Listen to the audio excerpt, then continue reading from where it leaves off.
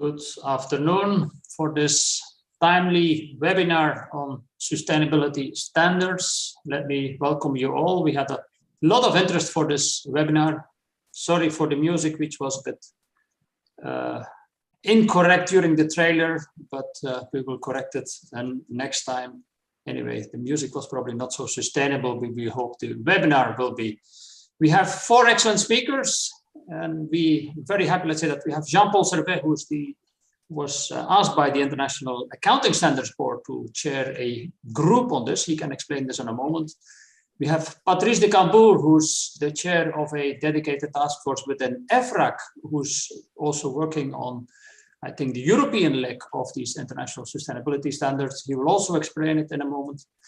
And then we have Anne-Claire and Martina, which are both representing industry.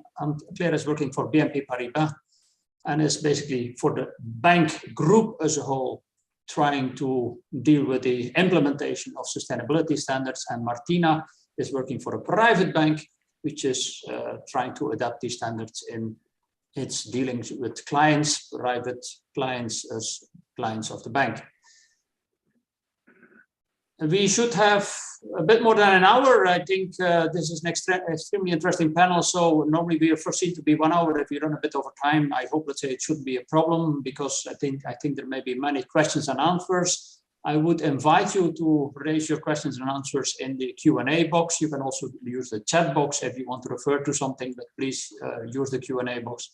I can then take up the questions probably during the presentation, but also eventually afterwards. As I said, we had a lot of interest for this webinar. We had more than 300 people registered. I see the number still going up. We are close to 200 now. So there's a lot of demands. And that's why I'm very happy that we can do this. Certainly that we have key persons involved as well. People who have been involved in this debate about sustainability for a very long time. Sustainability or accounting standards. That is, of course, where we have the intersection on this issue. Jean-Paul Servet, as you know, is chairing in Belgium the FSMA, the market supervisor, but also as a delegate in this entity of the International Accounting Standards Board. He can refer to this in a moment. Patrice de Cambourg worked for Mazars and basically made Mazars what it is today as a large accounting firm, audit firm, and is in the meantime, let's say, stepped down from that position, but is still keeping a close eye on that. That is involved in the French Accounting Standards Board. So the link with accounting standards and auditing will be very clear there. Martina has worked on sustainability and sustainability standards before for a big rating agent and also for an independent entity. And Anne-Claire is working, as I said, for a large bank. So to start with, Jean-Paul, if you explain us a bit what your task was within this special entity which was created within the International Accounting Standards Board, the Sustainability Standards Board, what you have agreed upon, what its reach is this now a standard, and how will this be combined with other standards? One of the problems which we see today, if there are different standards for sustainability, how will you be the standard? And then, of course, how will it be enforced? And then I will pass it on to Patrick. So first of all to Jean-Paul, and thank you for joining us today. It's great that we can have you to explain this to all our people who are listening in. Thank you, Karel, for your very useful question. You are well known for this kind of very powerful question. I appreciate that very much. The question is how to supervise a COP. So in other words, do I receive 1 hour for this question or 5 minutes? I presume 5 minutes or 10 minutes, no more than that? You have 10 minutes, Jean-Paul, and if you go a bit over time, I will stop you. Okay, you know me. Good morning, good afternoon, or good evening, ladies and gentlemen.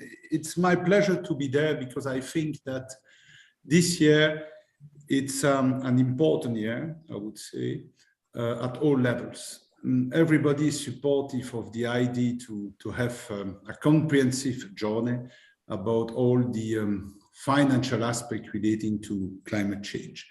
And I think that, generally speaking, we are on track, we are on shape, and we are going in the right direction. So what does it mean for the community of supervisors? I have the pleasure to be the IOS co-vice chair and also chair of the IFRS Foundation monitoring board. I have also the pleasure to co-chair the monitoring group, which is in charge for the oversight of the quality of the decision-making process related to the audit standard, which is, I think, an interesting bridge, because I think, and that is the starting point of all this fascinating exercise, Karel, ladies and gentlemen, it's about trust, and it's about, I would say, a demand-driven, I would say, exercise.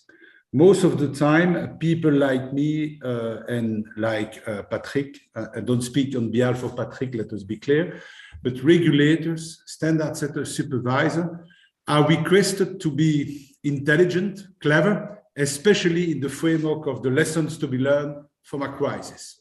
And it happens from time to time. But this is not the case this time. This time is different. There is no crisis.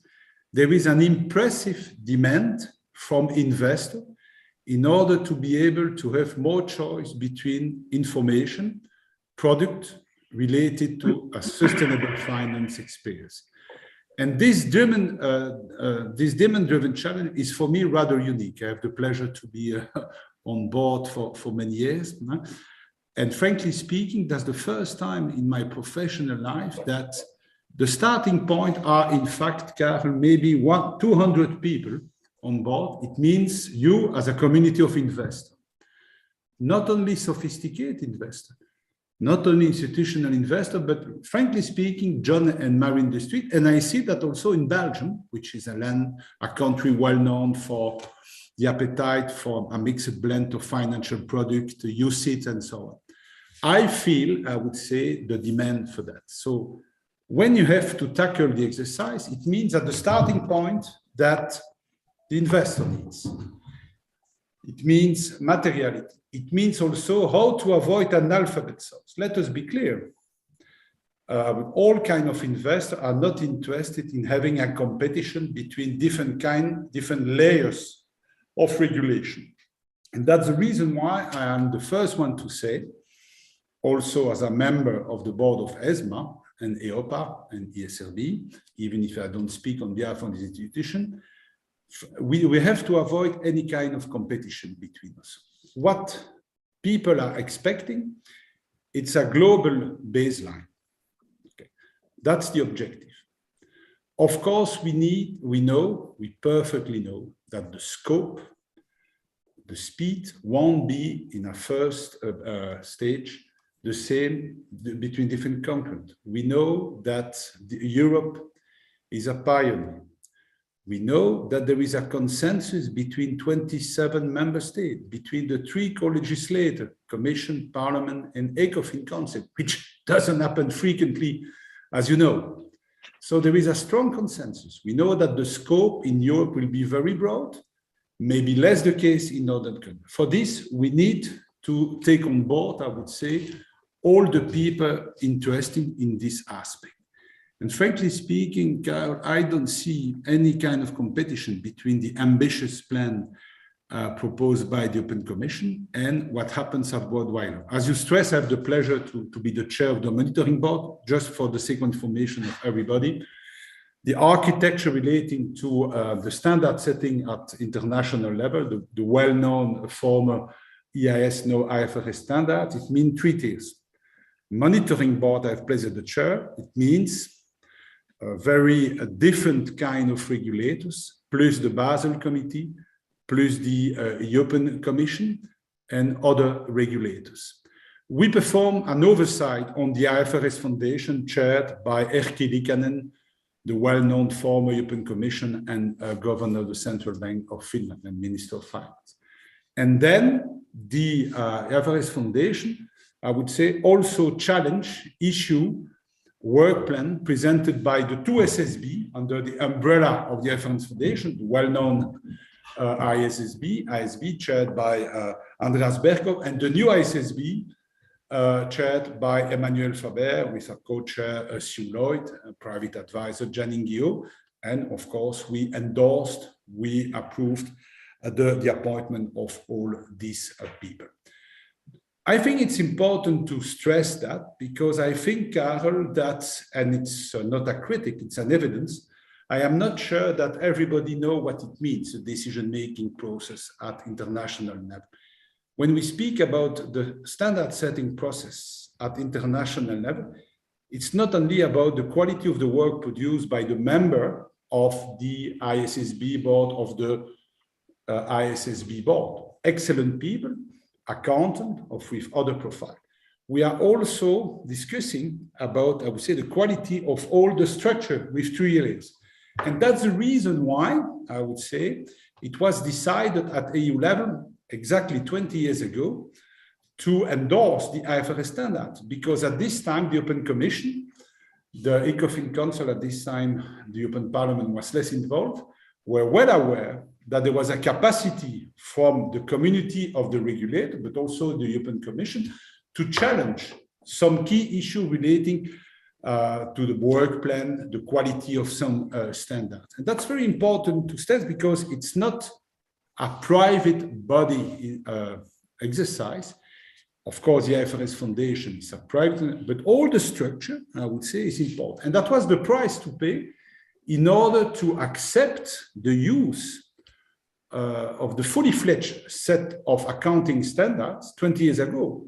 And it remained, for me, rather unique, the only one example of private standards approved by the EU as such. This is something which I think, which is absolutely unbelievable, but there is a price to pay for that. The capacity to be challenged by the IFRS Foundation and by the monitoring. But there is one difference between the exercise, which was very successful 20 years ago, and as you know, there are more or less at a bit less than 200 independent states at international level. 148 are using IFRS standard. Of course, we know that there are some carve out the scope. Okay, but that's what we are used to call in Europe the subsidiary principle. Every state has to decide about the scope, I would say, of the implementation of the standard, and that's the price to pay if we want to combine speed, how to match expectation, and quality of the standard. But let us be clear, Karen, I am very glad to be, I would say, in a European panel. There is also a main difference between what happened 20 years ago and the present time. I am the first one, as chair of the monitoring board. Be careful. It's not a copy and paste of what happened 20 years ago. 20 years ago, the use of IFRS standards was, in fact, frankly speaking, as many people know, the translation of failure or capacity to upgrade the well-known, a bit old-fashioned at this time, 4th and 7th accounting directive. There is no capacity. There was pushback from different member states. This time is different. We have to convince good students to be on board, and even one of the best students in the class. And who are the best students in the class? The European Commission, more generally speaking, the legislator, and someone who is not far from me on the screen, Patrick, and his colleagues from EFRAG. The situation is totally different. We know that many people are pioneers in Europe, in America, and frankly speaking, when I see the quality of the paper produced by EFRAG, by the well-known task force chaired by Patrick, I would say the famous batch 1, for instance, just published 1 month ago. I see, I would say, many reasons to be optimistic, because the approach is not far from what I'm able to see, for instance, from, I would say, from the point of view of ISSB in the US, no merge through the Value Foundation with CSRD and IFRS Foundation. It means silo, it means other approach. And so the objective is to combine, I would say, on a forward-looking, and let us be clear, the challenge, and that's the title of your panel, Carl, it's not an easy, the devil is in the detail. But I remain rather confident, because when we speak, for instance, about materiality, is it something new? A real problem. Materiality is part of the development of accounting. I remember when I used to be in charge of the Belgium accounting standards 25 years ago, we already discussed about this issue. At this time, the title was less glamorous. It was called green accounting. It was not successful because we were not able to translate from a legal point of view what does it mean, for instance, the damage provoked by a fleet of trucks belonging to a company when they use the roads all around, I would say, the industrial plant. This is, of course, the beauty of the exercise, but I am sure that with so many low knowledge, I would say, on board, that will be. And when I see, I would say, that the European Commission decides on a free basis in the recitals relating to the CSRD, recital 37, and I will finish with that, my introductory remark, Karen. There is a fascinating recital in the CSRD draft, saying that standards of the EU should take in account of any sustainability reporting standard developed under the auspices of the International Financial Reporting Standard Foundation. Correct me, Patrick, but I think that's the first time that I have the pleasure to see such a result. So it means that their capacity to build something, and I think also that the ISB know, as far as they are concerned, that I would say all the standards must be something else than only the consolidation of the current standard produced by CDSB, SSB. So we know that the objectives are the same. We know that the starting points are the same. What are the expectations of the investor? And I'm very confident in our capacity to reach, because we are speaking about the development of a comprehensive and global set of financial standards. Well, here, Jean-Paul, you're optimistic that we don't have too many standards, that we will have a single standard, or that we're converging to a single standard. But if I could simply ask you one quick question, this whole debate about double materiality, is it a single materiality, meaning we will have a single standard, or will we have two different ways to looking at a company, the sustainability standards and the accounting standards? Well, what's in a name? I know that I would say single materiality is a key aspect of the work stream and the work to be produced by Patrick. It's even called ESRG #1, double materiality in the prediction. But frankly speaking, when I see some debate also in the US, the famous Scope 3 emission right, are we sure that there is a clear and cut definition of single and double materiality? These are evolving, I would say, contents and principles, and I am sure that we will be able to find a solution. Will it be a very easy discussion? No, of course. And it means that we have to be able to understand from a technical point of view what are the key aspects for which we need, I would say, to find solution at international level in order to take into account the quality of the output coming from different jurisdictions. Thank you, Jean-Paul. We turn to Patrick. Thank you, Patrick, for being with us today. If you could explain us a bit the European dimension, the role of EFRAG. I think everybody knows a bit what EFRAG is doing, but I think many people do not fully understand what EFRAG's role is, as Jean-Paul was just explaining in the context of the International Financial Reporting Standards entity, and then how you will dictate or work out the standards for Europe. Patrick. Thank you, Karel, and good afternoon or good morning or good evening to all. Maybe just a quick clarification on EFRAG. EFRAG is the public-private organization that has been working on financial reporting for now more than 20 years, advising the Commission on the endorsement of IFRS. It was created at the time, which was mentioned by Jean-Paul, when the key decision of adopting IFRS was taken by the EU. So EFRAG developed as an advisory body to the Commission and has conducted, I think, under a very strict due process, the examination, analysis, influence over international standard setting by the ISB. Sometimes with elements of discussion, sometimes with convergence, but all in all, creating the common language that we know in the EU. So this is the experience. 3-4 years ago, we highlighted at board level. I'm an EFRAG board member since I've been an EFRAG board member since 2015. We highlighted the fact that sustainability reporting was about to become key. We were too shy to say at that time it was becoming mainstream, but now it's, I think that in retrospect, we should have said that.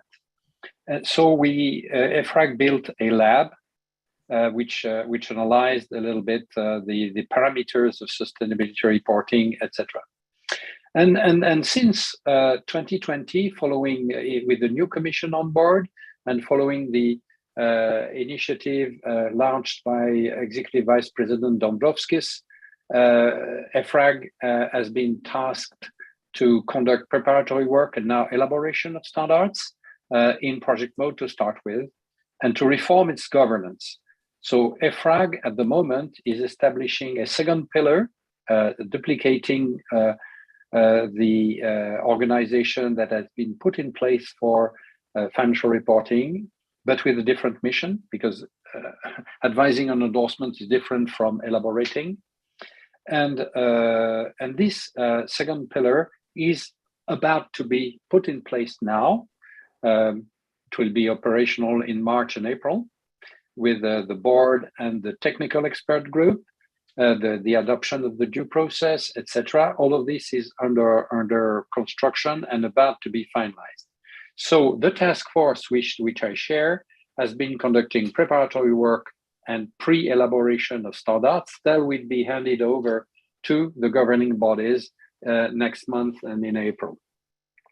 So to go back and the CSRD, so the directive, the legal level in the EU, which is at the moment being discussed by the co-legislators, the Council and the Parliament, establishes that EFRAG will be providing technical advice on the drafts, which means on sustainability standards. It means that the elaboration of standards will take place in EFRAG, will be then transmitted to the Commission, which will have its own due process and will transform that following its due process into delegated acts with a big change.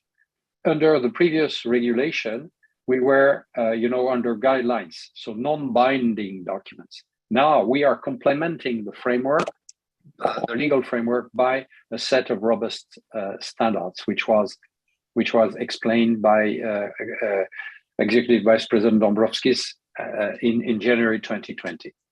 So that's the overall landscape. If I may say so, you mentioned an uphill battle, and I think it's true that we have three challenges. By the way, it's an EU challenge, but it's a global challenge, of course. So challenge number one is that we need to put an end to the fragmentation of the reporting of sustainability reporting. It should, today we are in some sort of alphabet soup, and we need to put an end to that. The second challenge is that speed is of the essence, because there is a huge risk of greenwashing, ESG washing. And probably investors, but also stakeholders, could be misled if the information is not quality information. And we need to do that fast, at a pace which cannot be compared to the one that has been, observed for financial reporting in 2 decades. Now we don't have that luxury. And the third challenge is that any sustainability reporting needs to be aligned with policy objectives if we want to establish an enforceable regime. Because, the key decision taken by the EU is to establish an enforceable mandatory regime. So, confronted with the 3 challenges, I see 3 key decisions that are important to mention. And I will also quote recital 37 mentioned by Jean-Paul. Well, the first one is that there is a revision of the legal framework. It is, the CSRD, which is being discussed by the co-legislators as we speak. It's a rather ambitious set of provisions which create a mandatory regime for all large entities in the EU. So it means entities over and above 250 employees, with an encouragement for SMEs to join, audited with a broad spectrum of information covering E, S, and G. I oversimplify, but all in all, that's it. And the second key feature and key decision is to have robust standards following the process which I just mentioned, elaboration by EFRAG, and then, you know, the enforceability considered by the Commission and finalized with delegated acts. And the third key feature is that, of course, the EU doesn't work in isolation. There are historic standard setters like Global Reporting Initiative, and more recently, SASB, with a sector-specific approach.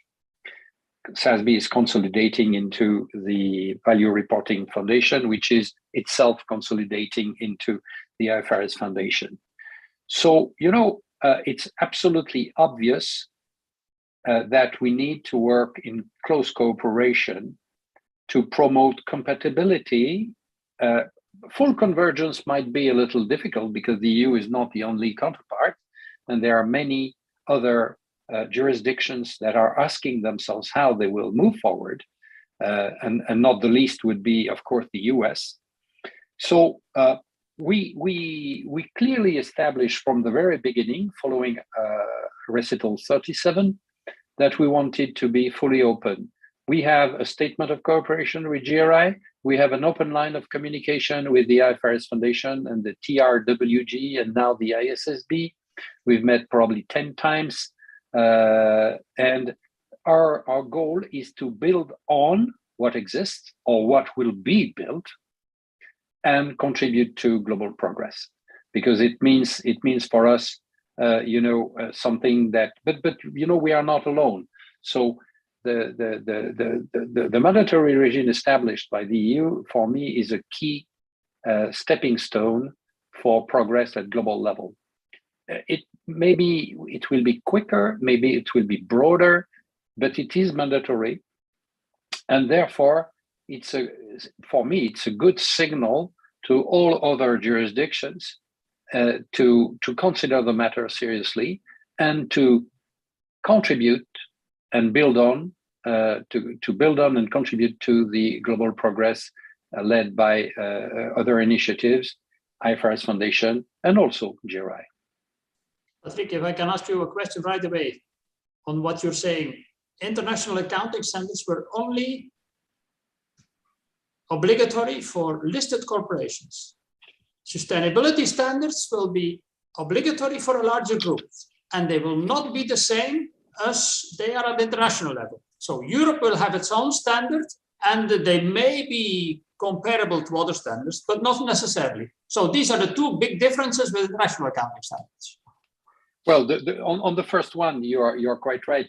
You know, sustainable development and sustainable finance are two challenges that address the economy as a whole, not only the listed ones. So, you know, of course, investors play a key role, but in the EU, the vision is that, you know, addressing the economy as a whole and all stakeholders is also a key element. And therefore, by the way, and I subscribe to what Jean-Paul said about double materiality, single materiality. I think that it might not be an easy discussion, but I don't see that as a stumbling block.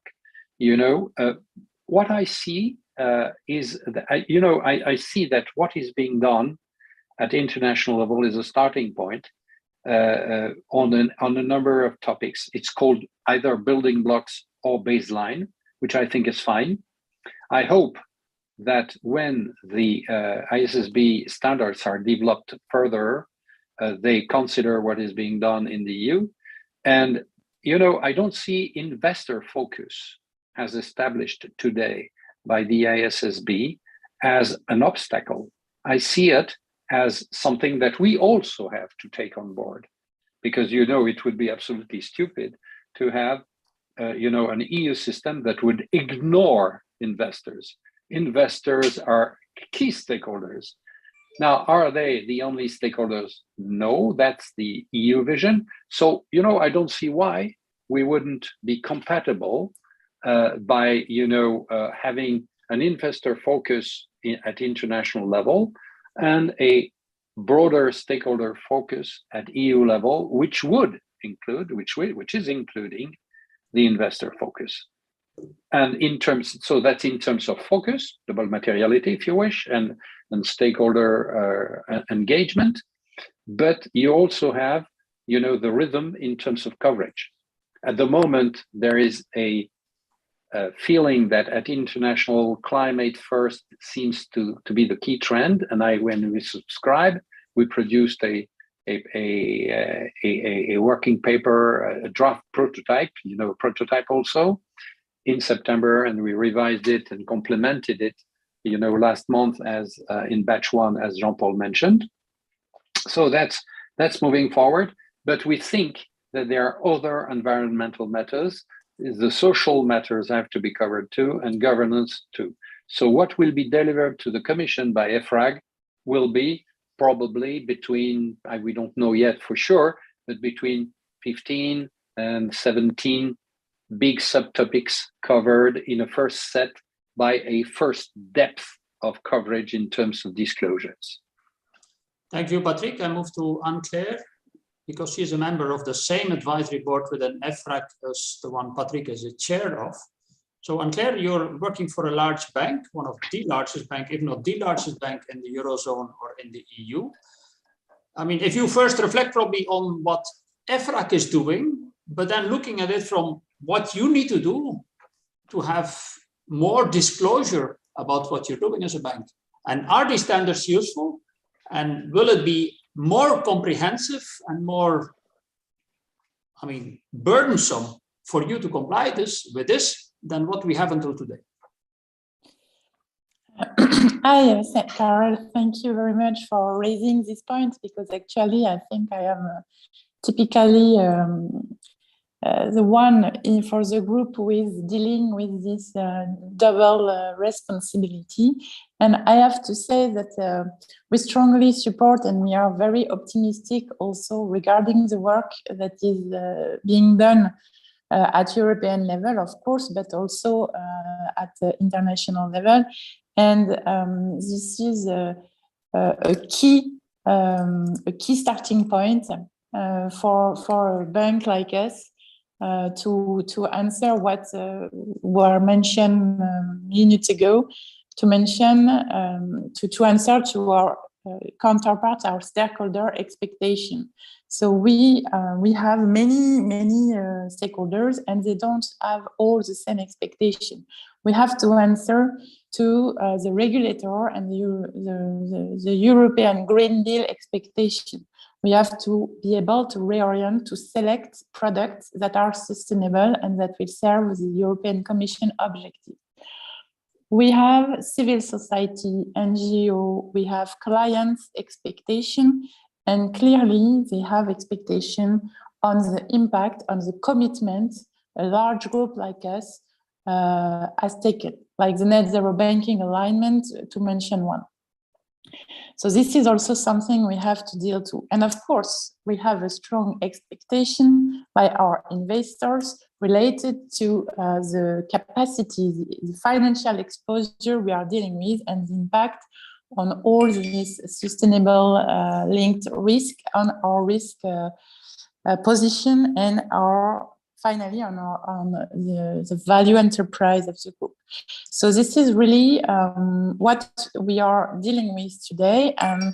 I would say that the EFRAG task force, and of course the convergence with international standards is a very, very important thing for a bank like us.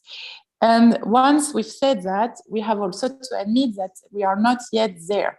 And as Patrick was mentioning, we don't have the luxury to take a decade to deal with all these very technical issues that need to be addressed quickly.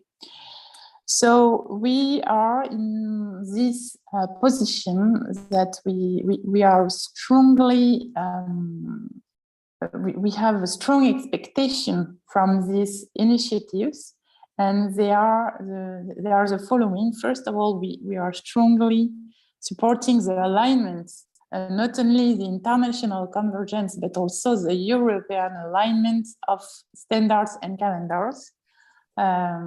Because it's very key to provide qualitative and reliable data. As a preparer, we have to deal with portfolios, so we clearly need information to be standardized and to be relevant so that we can prepare our own reporting and answer the stakeholder expectations. So this is one of our first expectations. And we also have another concern is that all this reporting is based on strong foundation. What we call strong foundation is what is the scope? What is the scope of this reporting? Not only in terms of issues, environmental, social, and governance, but also in terms of limits, boundaries of this reporting, and how each step of the value chain is responsible for providing reliable information, which is very key for a preparer like us working on portfolio analysis.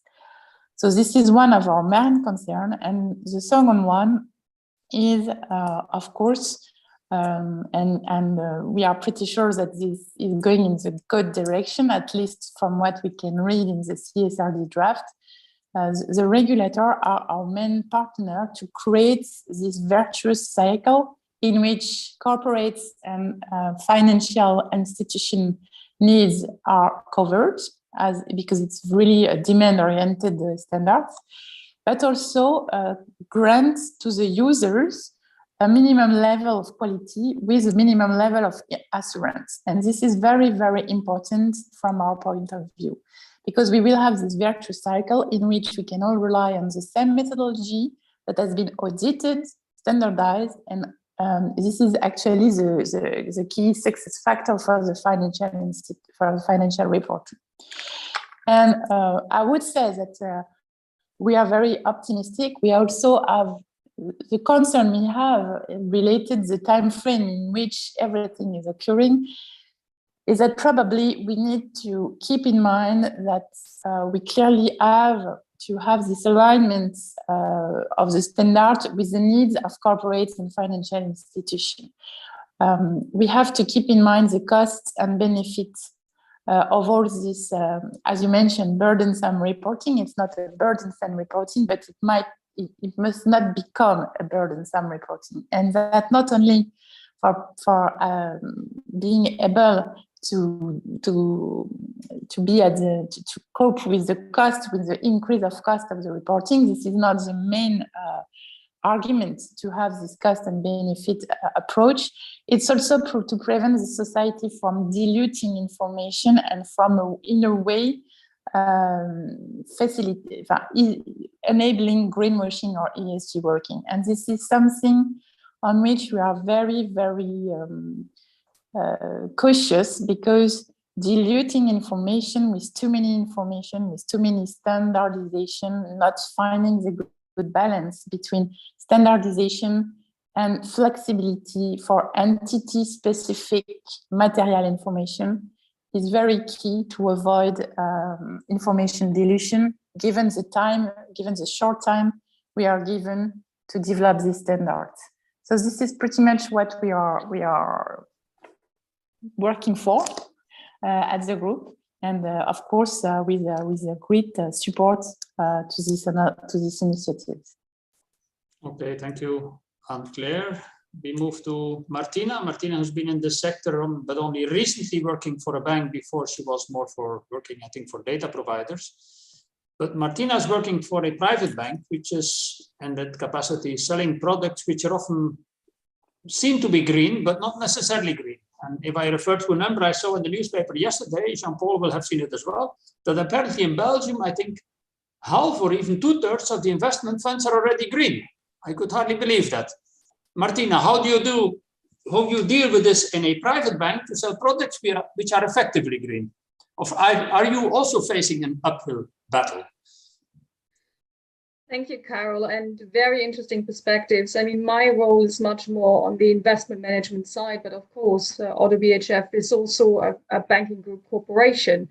But let me maybe outline the investor's perspective and highlight specifically when and where we talked about the Corporate Sustainability Reporting Directive and its predecessor, the Non-Financial Reporting Directive, ties in and or not ties in yet with already existing regulation, the so-called Sustainable Finance Disclosure Regulation, SFDR, EU 2019-28/8, which is already in place since the 10th of March last year and has required us as investors to actually meet its objectives towards transparency of sustainability risks and its negative effects, towards improving the comparability of our financial products while incorporating sustainability into our investment processes, and to contribute to the realignment of investment flows when and where also sustainable investments are concerned.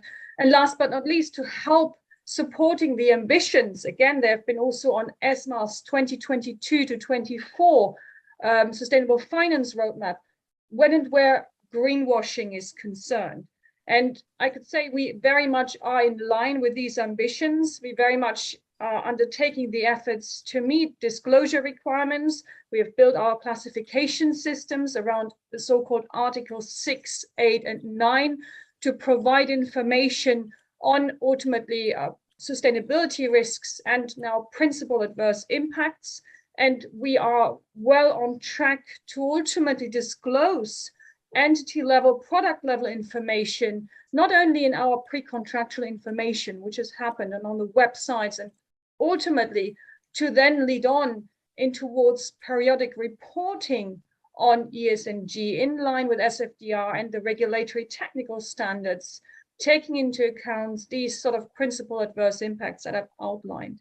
So we see this as a very important development to gain further clarification when and where we talk about classifications for sustainability. But let me be clear, there is also still a lot of confusion in our field. And maybe I just summarize these areas confusion in 3 points. First of all, there is confusion around the implementation timelines and the sheer pluralism of different type of expectations when and where SFDR regulation on the one hand is concerned, EU taxonomy, eligibility and alignment on the other, and when and where we even have sufficient data coming directly from companies, meeting taxonomy alignment on the one hand, and of course, meeting also the implications of understanding sustainability risks and disclosing these risks on the other. As we know, these timelines are currently not directly in sync when and where companies will have to disclose information, and when and where investors have already now started and had the mandate to integrate and to disclose and report on this information. The second point is the local differences in normative and regulatory classification systems. And Carol, you highlighted it, the sheer pluralism of labels, which have probably led to the fact in Belgium, which uses one of the strictest ESG labels quite commonly towards sustainability by Fabelfin, when and where ultimately ESG labels are concerned. Quick note, there was a study most recently undertaken by Kintogo comparing the most prevailing ESG labels used for funds in the European markets, and they compared 12 labels and their differing expectations around classification systems, around threshold for exclusions, and so on. And they said it was ultimately a mission impossible for investors to comply with all of these labels simultaneously. And now we just add another layer of regulatory classification systems on top. And this ultimately combining now normative approaches and frameworks together with regulatory classification systems, it will have to be seen in future, even where there is really investment feasibility for meeting all these standards at the same time. And that brings me to the last point. Of course, there is still the so-called aggregate confusion.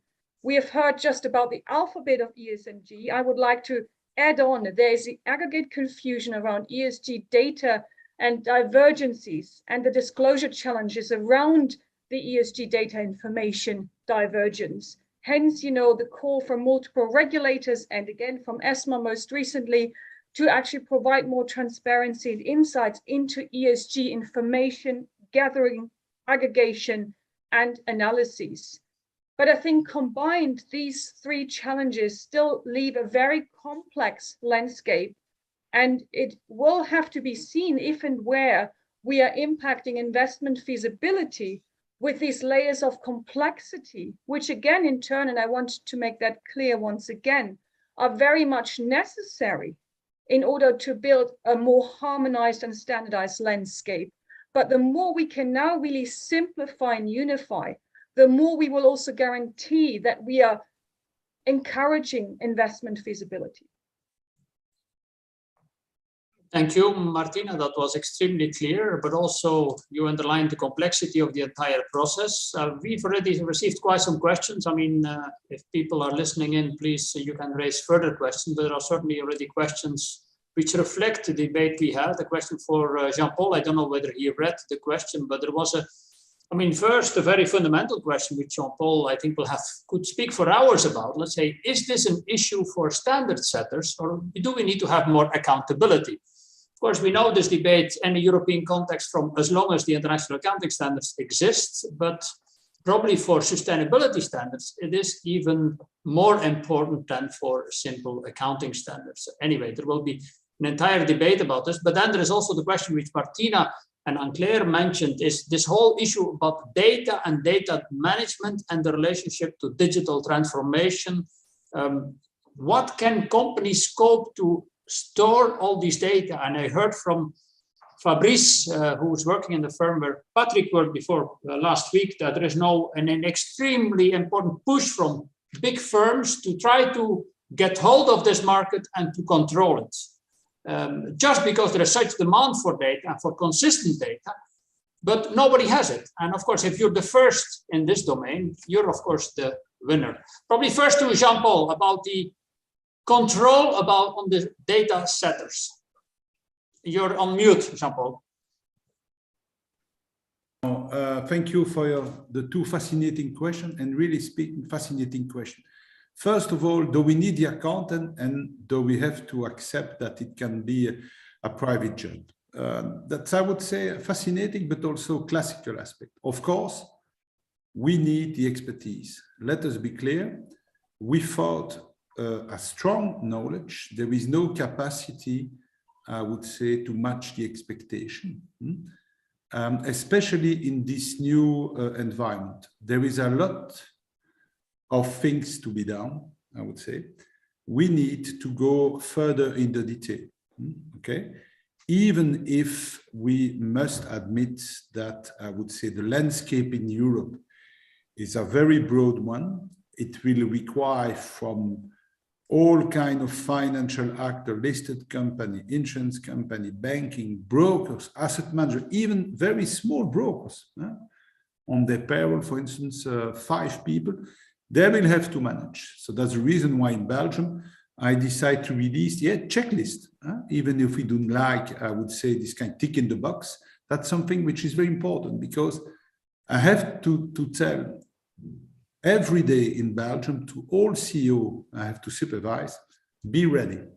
Yesterday, I signed a personal, the famous expression FCA label, Dear CEO letter. I sent a personal letter to all CEO of Belgium listed companies of Euronext Brussels to say, this is the job. This is not only the job of you CFO, of you CRO, of you Secretary General, of your accountant. This is also the job. So be ready for that, because everybody is supportive for the time being until the day that you have to implement that in your company. And in this day, that's another world. So we must be able to explain that is also part of our job as standard setter, as regulator and supervisor, to be helpful for the investor, but also for the preparers. That's something which is very important. About the involvement of the accountant, we need the expertise, let us be clear.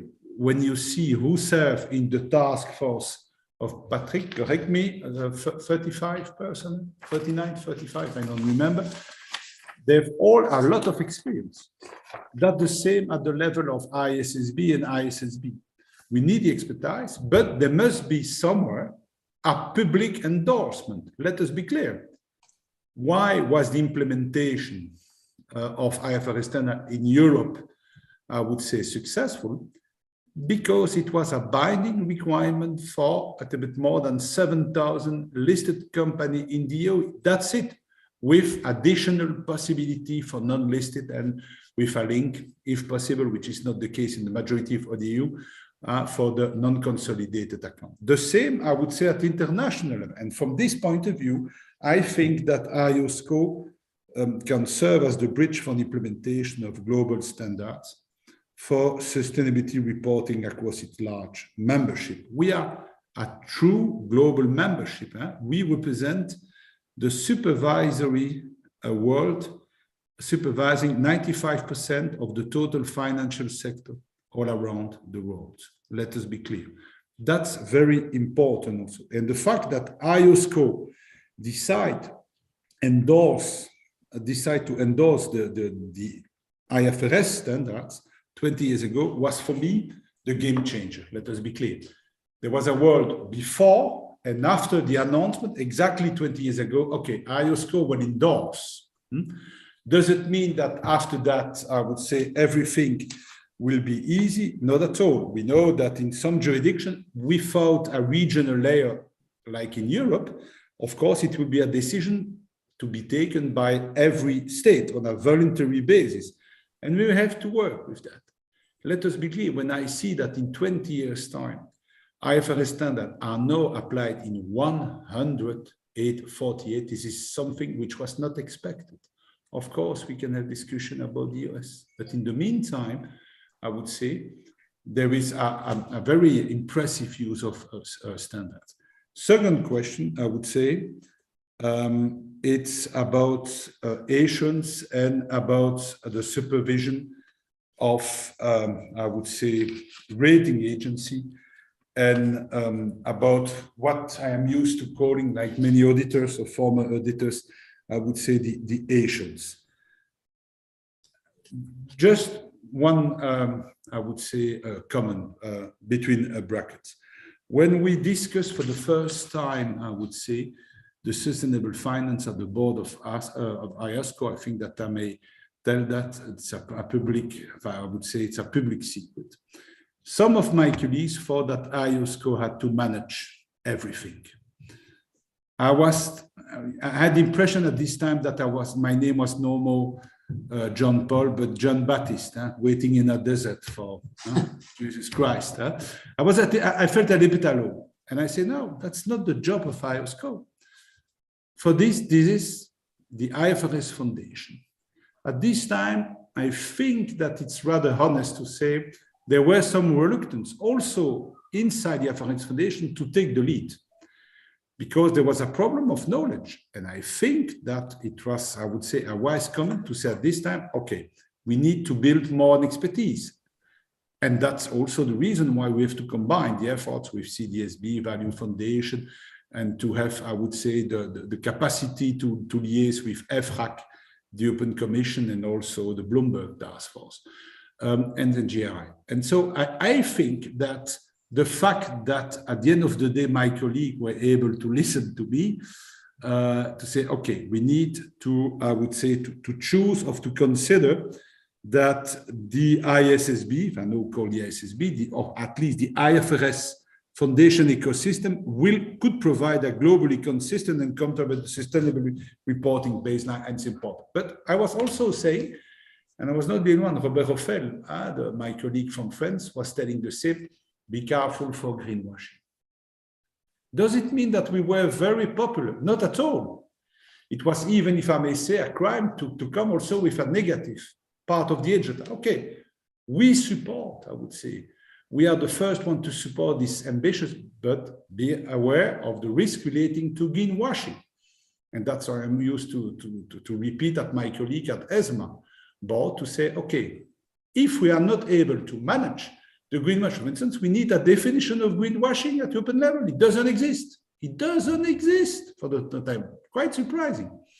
If you are not able to catch it on time, it means trust. And it means that after a fantastic start, you will have a boomerang effect. So we need to be very tough about greenwashing in order to avoid. And I'm very glad with the reference of Martina for Belgium. This is also part of my day-to-day activity in Belgium, let us be clear, I would say. And the best way to avoid that, Karel, is of course to be able to have, I would say, some capacity to manage, I would say, the Asians aspect, which is absolutely fundamental for that. And for this, I have also the pleasure to be, I would say, the co-chair of the monitoring group. I think that we need to be very active on this case, not only about new accounting standard, but about audit and Asians, because there is, I think, a wide stakeholder demand for Asians engagement that enhance the degree of confidence in the quality of it. If you ever look on the papers, specialized or not, 6 months ago, and what happens now, even today in some countries, there is a new world. Everybody is speaking about greenwashing. That was not the case 6 months ago, and certainly 2 years ago. And therefore, we need to be able to say, okay, we take that because I think that there is a widespread belief that market participants are best served when ESG information receive external issues from professionals committed to the public interest. Auditors, other external reviews. The most important for me is to have professionals committed to the public interest and to the highest ethical standards. Don't forget 2007, 2008, okay? With sound basis for the funding, the fees of people having to be involved in Asia. This is as important as the quality, I would say, of information to be translated at national, at European level, at international level. And that's what I told, I would say, when I was appointed as co-chair, in my capacity as co-chair with Paul Munter, the chief accounting of the SEC for the monitoring group. That's what I told to, I would say, the two SSB, so more or less the same than ISSB and ISSB, but for audit matters, IASB, and ISSB, a lot of acronym now chaired by my former colleague, Gabriela from Portugal. And I told them, you need to change the work plan. And they accepted my point, and I was very glad to see that IAASB, most recent plan, so IAASB, that's the SSB in charge for technical standards. Ethical, that's the EFRAG. Okay, and in the most recent work plan for this year and next year, they acknowledge the need for, and I quote, more immediate action in this area. So sense of urgency is also on board for the development of new audit and Asian standards. And that's absolutely crucial if we want to be able to have on board the investor and that there be no question about the quality. It's about trust. And you know what happens with trust? Trust can disappear very quickly. That's the reason why the two pillars are so important. Not only financial, but also capacity to provide for external Asians. Thank you, Jean-Paul. I had a further question for Patrick. I mean, Patrick may have seen it. Let's say the question specifically addressed to him about sanctions for non-respect of CSRD. What will you do, I mean, to control this? But also somebody referred, let's say, to the non-financial reporting directive and its unequal transposition in the member states. CSRD should be much more equally transposed. How will we make sure that this is happening? So the two things, sanctions on non-respect, and then also somebody asked even the sanctions for non-respect of the taxonomy, and then transposition of the CSRD in the member states and the flexibility which will exist. Because it's a directive, it's not a regulation. No, thank you, Karel.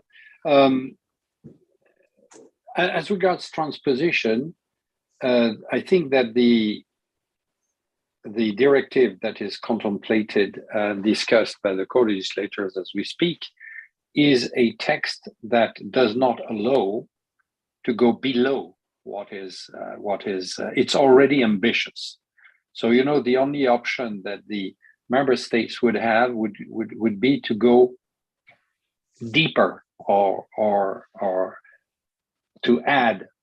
But due to the level of ambition, the underlying level of ambition already expressed in the CSRD, I think, you know, the elements of, I would say, member state differentiation will, my guess is that will be pretty limited, because at the end of the day, the ultimate goal is to create a level playing field in the union.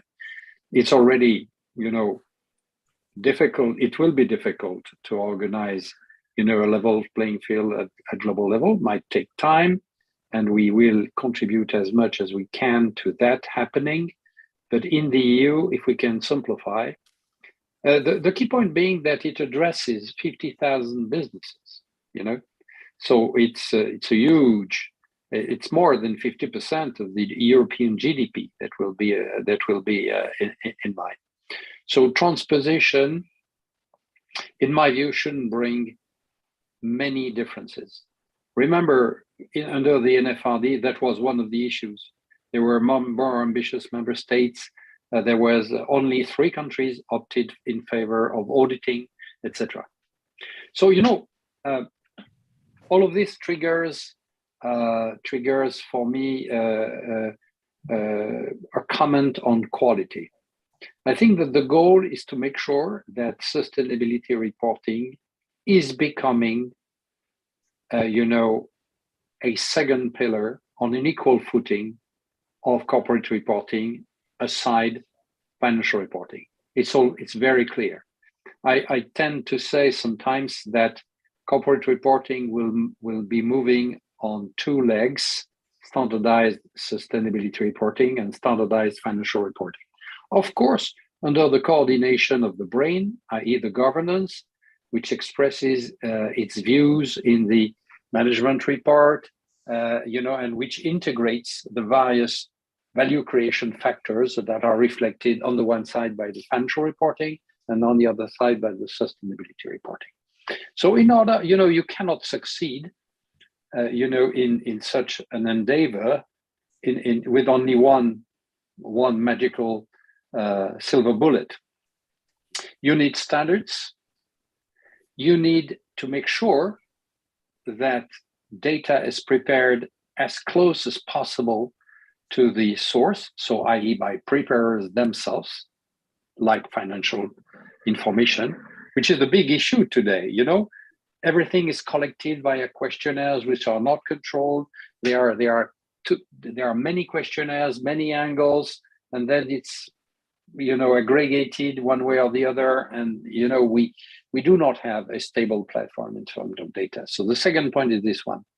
The third point is to make sure that governance is fully aware of the importance of sustainability reporting and approves the reports.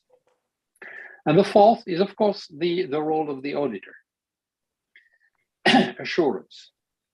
And the sooner assurance will get to the level reached for financial reporting, the better. Even if the circumstances are a bit different, and the ISSB mentioned by Jean-Paul is key in that respect, because they have to establish the auditing standards. And by the way, it's a bit more difficult because financial reporting is concentrating on retrospective information and own operations, when sustainability reporting will encompass value chain and also forward-looking information. So the world is tricky, but that's possible. And, you know, if you have good brains thinking about it, I'm sure they will come with reasonable auditing standards. And then the fifth element is, of course, the supervisory role of of any shape or form of regulators. I say that because it's not only a financial market supervision topic. You mentioned Robert, Raphael, Jean-Paul. I happen to sit on the board as well, so I know well how he thinks. And of course, in that respect, since we are addressing financial, market participants, but also non-listed entities, we have to find a solution to supervise the other ones, and probably via the auditing system, I suspect, the assurance system. So five elements. I would say now sanction, to tell you the truth, I'm not an expert of sanctions as introduced in the CSRD.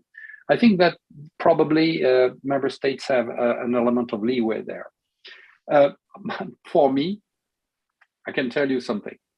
Yes, there can be sanctions, but for me, the most efficient sanction is going to be market sanction. Because, and that's one of the big issues for SMEs. Either they are encouraged to participate to the dynamic trend that is developing, but they are not obliged. But everybody that will not participate, or that will participate, in a formal way without making that a key competitive advantage for business development, any business that will take the wrong approach, not participating or participating in a formal way, in my view, will be considered, will be somehow marginalized. Sustainable finance will not be operating. The value chain will be difficult to function, and people will be little by little, set aside. So for me, this is the biggest risk for someone that would not participate, and the biggest sanction to be, progressively put outside market. Okay, thank you, Patrick. I still have two questions. Probably let's take one for Anne-Claire on an issue which probably you're confronted with as BNP Paribas. I will try to finish in 5 minutes for those which are still listening. On the sustainability report and the assurance on the sustainability report to be taken as part of the board's assurance report. Let's say you must have looked at it in the BNP Paribas. Is what assurance and what is the liability which is given by a board on the statements related to sustainability disclosure? Well, today it's up to each governance to decide it, but at our level, of course, we are requesting a minimum level of assurance of our information. And this is as I was mentioning, this is something crucial for the circus to have a virtuous cycle and to be able to have comparable and reliable information. And of course, there is this issue of liabilities that could be raised from a non-reliable information, which is a very fundamental issue related to the reporting standardization. And Patrick was mentioning it minutes ago. It's not an easy issue, because we are not only considering the scope, the direct scope, the consolidation scope of the enterprise, but also the value chain.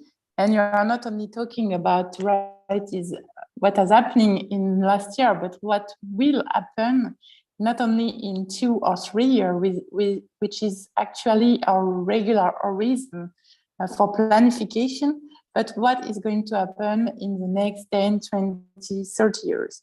So, of course, this is something we are very careful about because, and this is probably linked with this double materiality issue, we are to disclose what will be not only the risks that are embedded in our portfolio, but also what will be our impact, how we will fulfill our commitment in the future. And this is something that is taken very seriously by the group, because we believe in the commitment we've made, and there is a need to provide reliable information and reliable follow-up on how we are actually achieving our transition plan. So this is very, very important for the group. Thank you, Anne-Claire. I still have a question for Martina, and then we try to close this panel. I mean, first of all, let's say about when CSRD will be applicable from, what do you expect, what you hear, Martina? Will it be 2023 or will it be 2024? But since you've lived in Britain and Britain is no longer part of the EU, what about the extraterritorial application? You've worked in many city firms, so you will know that they may be concerned about the application also in the UK. What are the views on that? What do you hear, Martina? This is another very good question. We've only briefly touched on the complexity management and the pluralism of regulatory frameworks. I should have also highlighted that already in the EU, we see a slight divergence when and where the French and the German perspectives are coming into play. For instance, in Germany, we have a classification framework that goes beyond Article 6, 8, and 9 SFDR. And there's already a layer of confusion here when and where funds are up for distribution in Germany, if you need to apply different layers of classification systems. And now, obviously, with the UK working on a separate taxonomy and working on a separate classification system. Some of you might have seen, this was just announced this week, they're working on 5 classifications versus 3. We will probably also see an additional layer of complexity when and where local regulation is coming into play. And again, highlighting the importance of simplification and unification. I think this puts another big question mark towards this topic on investment feasibility. Thank you, Martina. I just only list briefly, let's say, other questions which have to do with greenwashing and double materiality and the abundance of data, and which are the data to which something will be checked. How can we do this?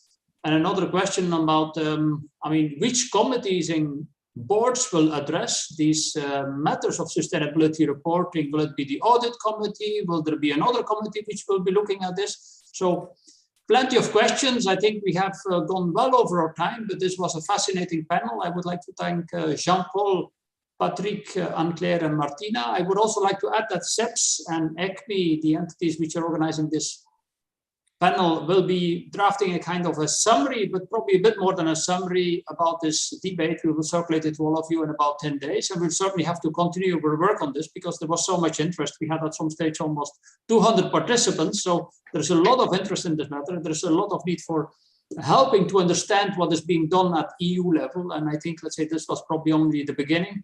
We'll certainly try to organize this again. So again, my big thanks to Jean-Paul, Patrick, Anne-Claire, and Martina for organizing this, and also to Beatrice and others from CEPS to helping to organize this. So thank you for listening today, and we'll certainly be back in touch with the summary of this debate and with more on this subject. Thank you very much, and hope to see you again. Bye-bye. Bye-bye. Bye-bye. Thank you. Thank you.